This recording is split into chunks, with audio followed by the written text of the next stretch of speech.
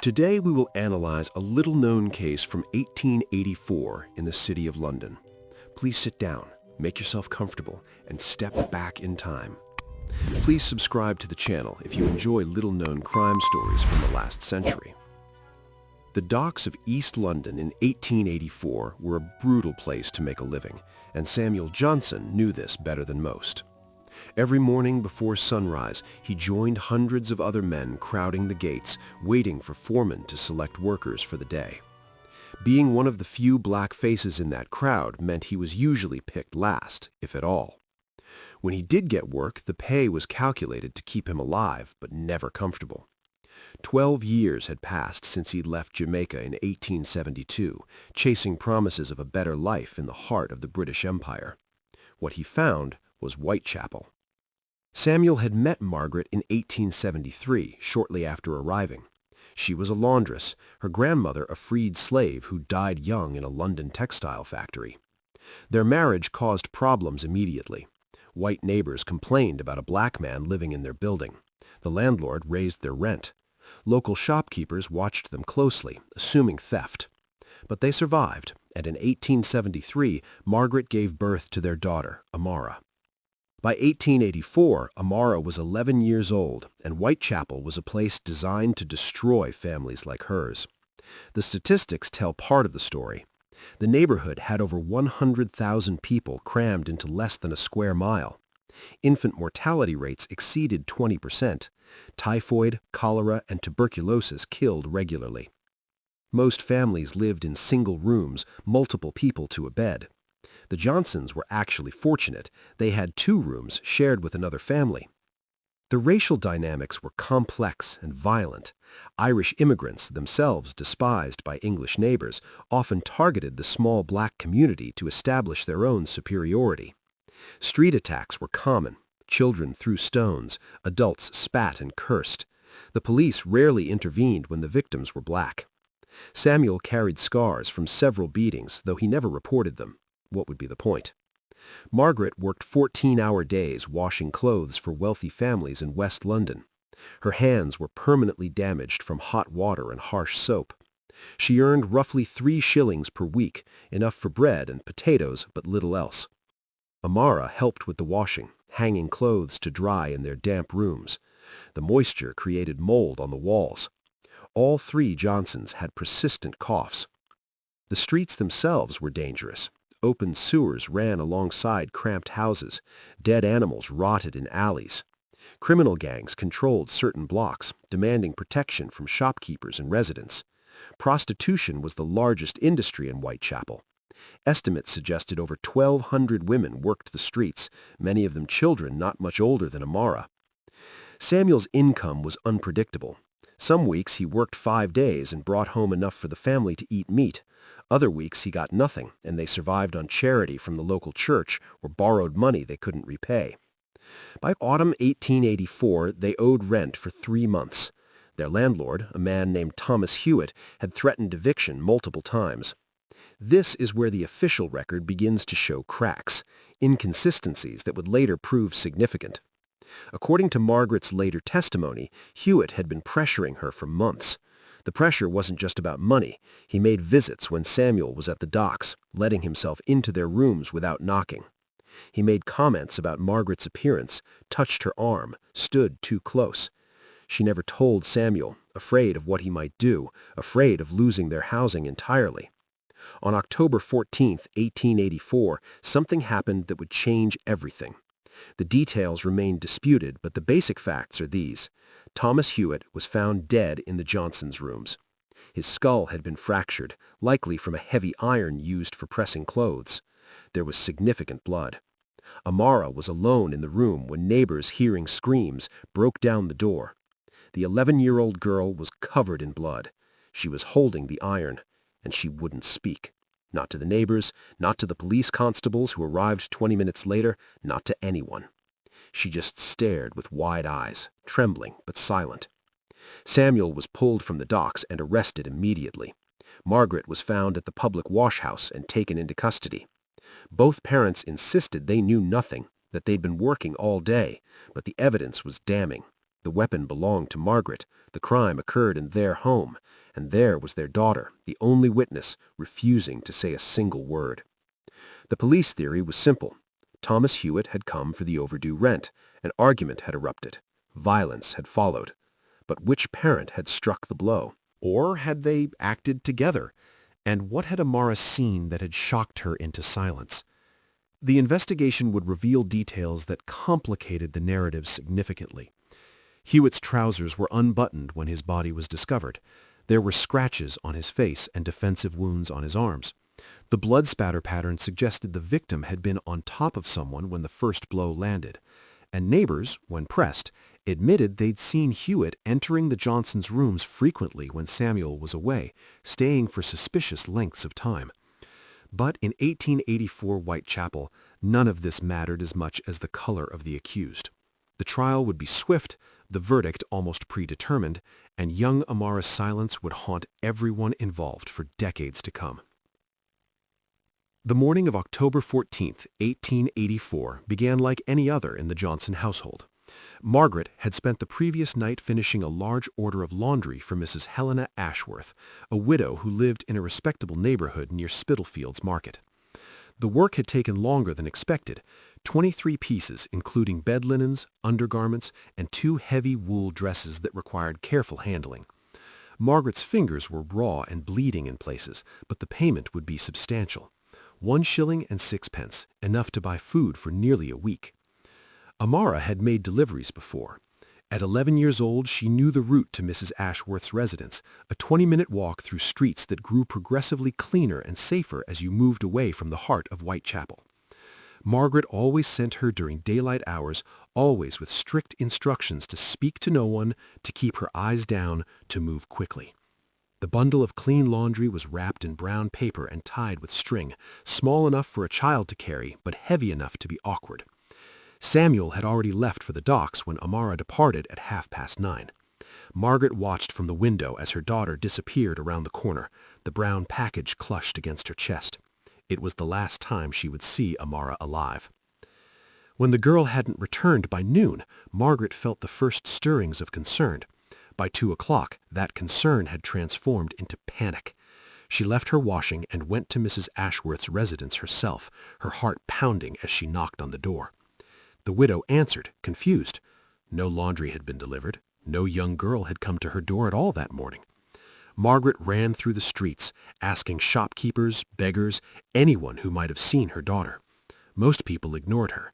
A black woman shouting about a missing child was not unusual in Whitechapel, where children disappeared with disturbing regularity into factories, workhouses, or worse. But a few people had noticed something. Thomas Grady, who sold vegetables from a cart on Commercial Street, remembered seeing a girl matching Amara's description around 10 o'clock. She'd been walking alone, carrying a large bundle. He'd noticed her because she seemed nervous, looking over her shoulder repeatedly. Then a delivery wagon had pulled alongside her, and the driver had called out something. Grady couldn't hear what was said, but he saw the girl shake her head and walk faster. Sarah Kellerman, a prostitute who worked the morning hours when competition was lighter, told police she'd seen something more troubling. A girl with dark skin, definitely not more than 12 years old, had been approached by a man in a covered wagon near the corner of Wentworth Street.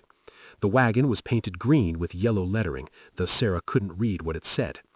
The man was white, middle-aged, wearing a brown coat and cap. He leaned down from the driver's seat and spoken to the girl for several minutes. Sarah's had been too far away to hear the conversation, but she'd seen the girl clutch her package tighter and step back. Then the man had climbed down from the wagon. This is where Sarah's testimony became critical. She said the man had grabbed the girl's arm, not violently at first, but firmly, preventing her from leaving. He'd pointed at something in the back of the wagon. The girl had shaken her head vigorously. Then the man had said something that made the girl's posture change completely. Her shoulders had slumped, and she'd nodded slowly. Sarah watched as the man took the brown package from the girl's arms and placed it in the wagon, then helped, or forced, Sarah couldn't be certain, the girl up into the covered back. Why hadn't Sarah intervened? This question would haunt the investigation and the subsequent public outcry. Her answer was brutally honest. She'd assumed it was a father collecting his daughter, perhaps after she'd run away or stolen something. Interfering in such matters in Whitechapel often resulted in violence against the interferer. She'd learned long ago to mind her own business. Besides, she told police with devastating candor, she hadn't realized the girl might be in danger until it was far too late. The police response was slow and inadequate.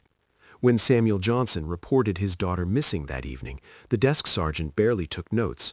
Runaway children were common, missing children even more so. A black child from Whitechapel? The implicit message was clear. Resources would not be wasted on an extensive search. But Margaret refused to accept official indifference. She walked the streets for 7 days straight, barely sleeping, showing a small sketched portrait of Amara to anyone who would look. Samuel organized other dock workers to search the warehouses and alleys near the Thames. Local clergymen made announcements in their churches. Shopkeepers posted notices. The small African and Caribbean community in East London mobilized with an urgency that white authorities had failed to demonstrate. On October 21st, a barge worker named William Pritchard made a discovery that would confirm Margaret's worst fears. He was checking mooring lines near Shadwell Basin when he noticed something caught in the pilings beneath the dock. At first, he thought it was a bundle of rags, the kind of debris that constantly accumulated in the river. Then he saw the hand. The body was that of a child, female, approximately 11 years old. She'd been in the water for several days, and the Thames had done its work. Fish and natural decomposition had made identification difficult, but certain details were unmistakable. The skin tone, the specific pattern on a piece of fabric still clinging to the corpse. Fabric Margaret had sewn herself to repair one of Amara's few dresses. The post-mortem examination, conducted by Dr. Edmund Walsh, revealed details that transformed this from a tragic drowning into something far more sinister. The child had been dead before entering the water. There were ligature marks on her wrists and ankles, indicating she'd been bound. Her skull showed evidence of blunt force trauma. There were other injuries, internal damage consistent with violent assault, that Dr. Walsh documented clinically in his report, but which newspapers of the era would only hint at with phrases like unspeakable acts and brutality beyond description. Most damning was evidence of attempted concealment. Heavy stones had been tied to the body with rope, intended to keep it submerged. But whoever had done this had miscalculated. The knots had loosened, or the rope had deteriorated, and the corpse had surfaced. The brown paper package containing Mrs. Ashworth's laundry was never found. Neither was the green and yellow wagon. Despite multiple witnesses describing the vehicle and its driver, police investigators could not locate either. The official explanation was that delivery wagons were common, that dozens of similar vehicles moved through Whitechapel daily, that the description was too vague to be useful. But others suspected a different explanation, that authorities simply weren't interested in solving the murder of a poor black child, that the investigation was perfunctory at best, deliberately negligent at worst, that whoever had killed Amara Johnson knew he could do so with impunity, protected by the same social structures that had made her family's life precarious from the beginning. Samuel and Margaret identified their daughter's body on October 22nd. Margaret collapsed and had to be carried from the morgue. Samuel stood silently, staring at what remained of his child, and something inside him broke that would never be repaired. The Metropolitan Police file on the death of Amara Johnson was initially assigned reference number 1884 WHT 4127, logged as Negro Child Accidental Drowning, Thames River. The investigating officer, Constable James Hartford, spent less than 3 hours on the case before marking it closed. His report, preserved in the National Archives, consists of 4 sentences noting the discovery of the body, the racial background of the deceased, and his conclusion that the child had likely fallen into the river while playing near the docks. The post-mortem evidence of ligature marks, blunt force trauma, and attempted concealment went unmentioned. This might have been the end of it. Another dead child in Whitechapel, another file gathering dust in Scotland Yard's basement. But Margaret Johnson refused to let his daughter become a statistic. He went to the offices of the Anti-Slavery Society on Broad Street, an organization that had expanded its mission after abolition to address ongoing discrimination against Black Britons. There he met Catherine Wilberforce, a niece of the famous abolitionist William Wilberforce, who had dedicated her life to continuing her uncle's work. Catherine was horrified by the police dismissal. She contacted Reverend Jonathan Blackwood of the African Methodist Episcopal Church in Whitechapel, who had been providing food and support to the Johnson family. Together, they launched a campaign that would prove impossible for Scotland Yard to ignore. Letters were sent to members of Parliament. Articles appeared in sympathetic newspapers, particularly the Pall Mall Gazette, which had recently gained prominence for exposing child prostitution in London. Public meetings were organized in church halls across East London, attended by growing numbers of outraged citizens. The pressure worked. On November 3, 1884, Scotland Yard assigned Detective Sergeant Arthur Pembroke to reopen the investigation. Pembroke was an unusual choice for several reasons. At 42 years old, he was considered past his prime for detective work. He had a reputation for stubbornness and for pursuing cases that other officers considered unsolvable or unimportant. He also had a history that made him sympathetic to the Johnson family's plight. His own sister had been murdered in 1871, and the killer had never been caught. Pembroke began by reading Dr. Walsh's post-mortem report, something Constable Hartford had apparently never done.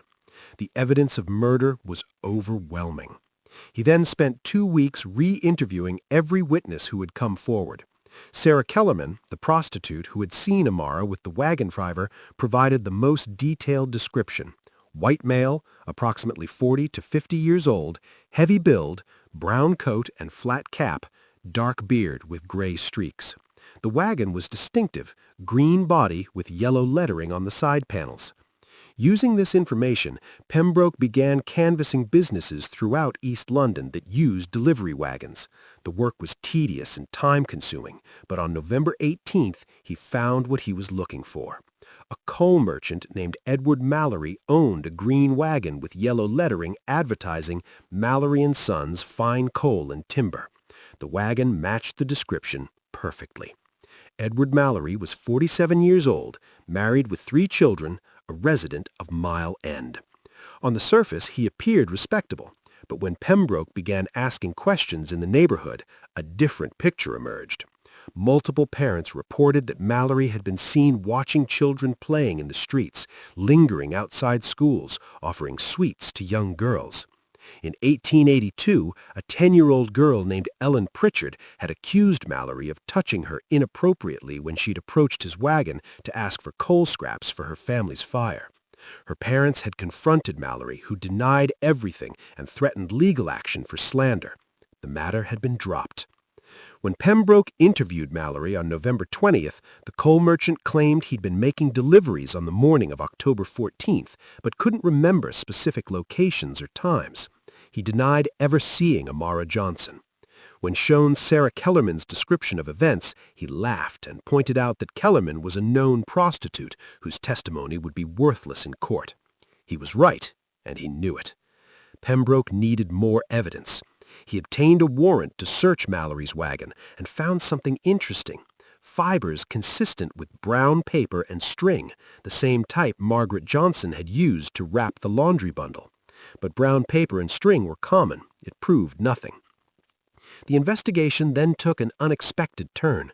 Margaret Johnson mentioned that Amara had occasionally done additional work for their landlord's brother, a man named Henry Collins. Collins owned a small factory that produced buttons and employed several children for piecework. Margaret had been reluctant to send Amara there because Collins had a reputation for cruelty. He beat children who worked too slowly and docked their pay for minor mistakes. Pembroke visited Collins on November 25th. The factory owner was defensive and hostile, insisting he barely knew the Johnson family and hadn't seen Amara in months. But workers at the factory told different stories. A 12-year-old boy named Thomas Webb said Collins had asked about Amara specifically the week before she disappeared, wanting to know if she might be available for extra work. A 14-year-old girl named Mary Finnegan claimed Collins had made inappropriate comments about Amara's appearance, saying she was developing early and would be worth more in a few years. When Pembroke pressed Collins on these statements, the factory owner's demeanor changed. He admitted he'd been interested in hiring Amara for legitimate work, but denied saying anything inappropriate. He also revealed something significant. He knew Edward Mallory. They drank together at a public house called the Crown and Anchor. They were friends. This connection transformed the investigation. Pembroke now had two suspects with a relationship to each other and to the victim. He began surveillance on both men, watching their movements, documenting their meetings. On December 2nd, he observed Mallory and Collins meeting with a third man outside the Crown and Anchor. The Illustrated Police News published sensational drawings showing Mallory as a monster preying on innocent children. The Pall Mall Gazette framed the case as an indictment of systemic racism, noting that similar murders of white children received immediate and thorough investigations. Closing arguments began on March 16th. Hendricks methodically reviewed the evidence: the witnesses, the wagon, the fibers, the rope, Mallory's pattern of behavior. "This child was murdered," he told the jury. "The evidence shows who killed her. Justice demands you recognize the truth, regardless of the victim's race or social class." Ashford Kent's closing emphasized reasonable doubt. The witnesses were unreliable. The physical evidence was circumstantial. No one had actually seen Mallory harm Amara. "Suspicion is not proof," he argued. "Prejudice is not justice. You must acquit unless the evidence proves guilt beyond any reasonable doubt. It does not." The jury deliberated for 11 hours. The foreman of the jury stood on the morning of March 17, 1885, his face pale and drawn from the overnight deliberation. The courtroom at the Old Bailey was packed beyond capacity, with observers cramming into every available space. Samuel and Margaret Johnson sat in the front row, hands clasped together so tightly their knuckles had gone white. Edward Mallory stood in the dock, his earlier confidence replaced by visible tension as he gripped the railing before him. "Have you reached a verdict?" Judge William Hawkins asked. "We have, Your Honor." "On the charge of willful murder, how do you find the defendant?" The pause lasted only seconds but felt eternal. "Guilty." The courtroom erupted. Spectators shouted, some in triumph, others in protest. Mallory's wife screamed from the gallery. Margaret Johnson collapsed against her husband, sobbing uncontrollably. Judge Hawkins hammered his gavel repeatedly, demanding order. When silence finally returned, he addressed the condemned man. "Edward Mallory, you have been found guilty by a jury of your peers of the most heinous crime, the murder of an innocent child. The evidence presented leaves no doubt of your guilt. The law provides only one sentence for such depravity." Mallory was sentenced to death by hanging. The execution scheduled for June 8, 1885, at Newgate Prison. He was led from the courtroom shouting his innocence, insisting he'd been convicted by lies from prostitutes and savages. His appeals were filed within days but would ultimately fail. The Court of Criminal Appeal found no errors in the trial proceedings sufficient to overturn the verdict. The conviction sent shockwaves through London's establishment. For the first time in memory, a respectable white businessman had been convicted and sentenced to death based largely on testimony from society's most marginalized members: a prostitute, working-class immigrants, and a black family. The precedent was both celebrated and feared.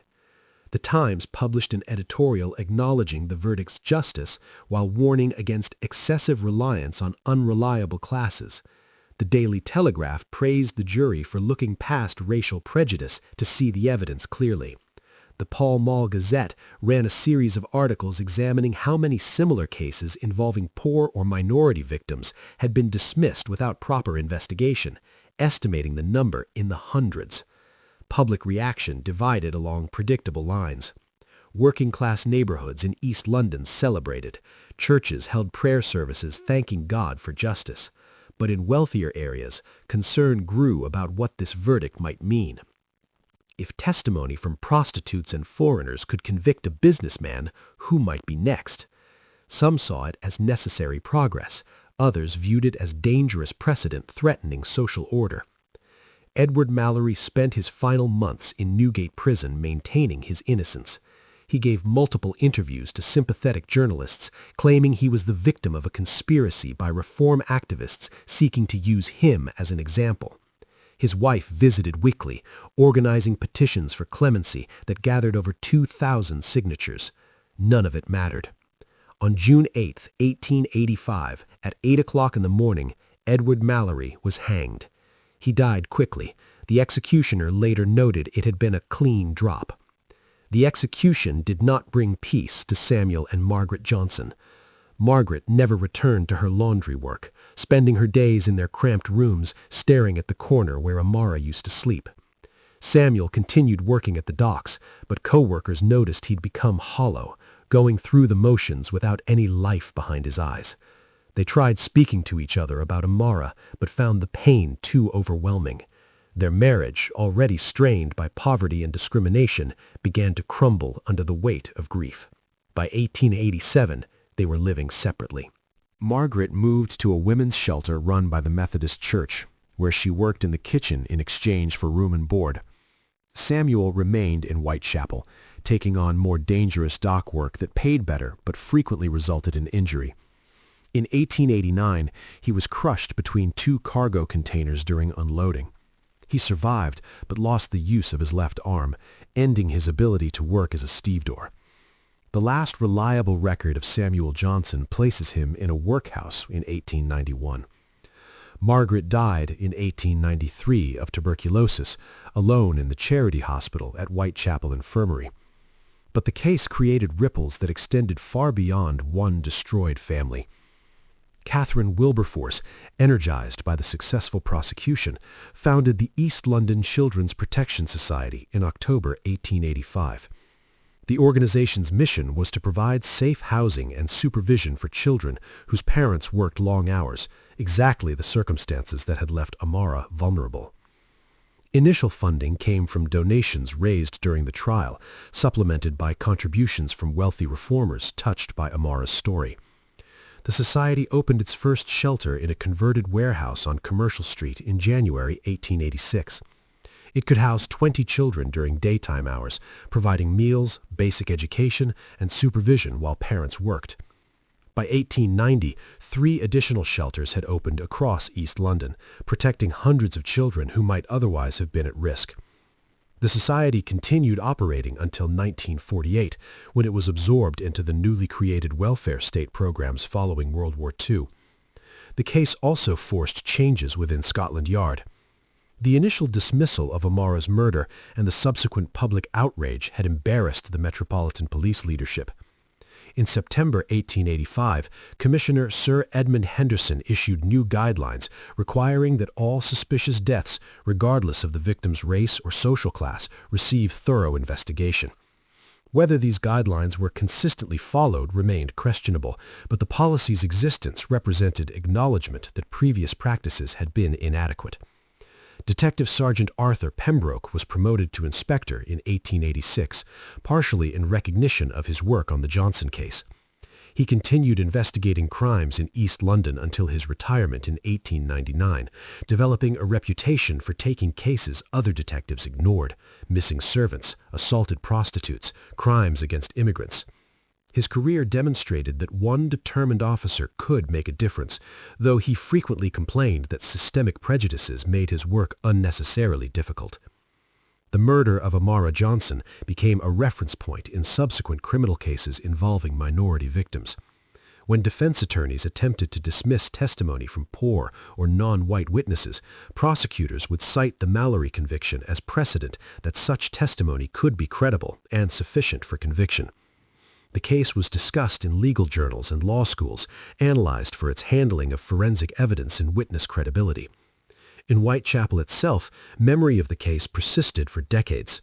Older residents would tell younger generations about the little girl murdered on her way to deliver laundry, about the coal merchant who'd seemed so respectable until his true nature was exposed, about the rare moment when justice had actually been served for someone like them.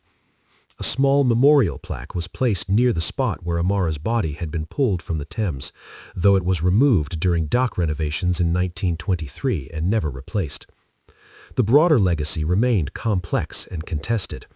Reformers cited the case as proof that systemic change was possible, that public pressure could force authorities to treat all victims equally.